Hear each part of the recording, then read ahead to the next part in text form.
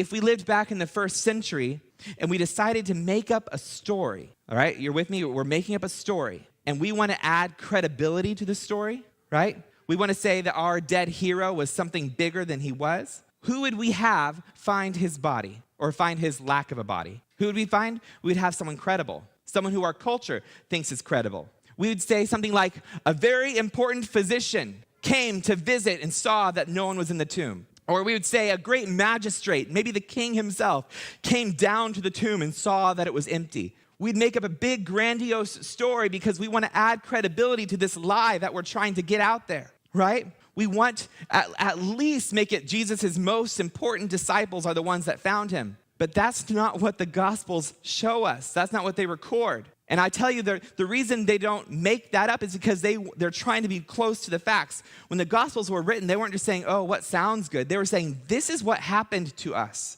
This is what we saw with our own eyes. These are the real events. And what they record is that the first people to witness Jesus' resurrection were women.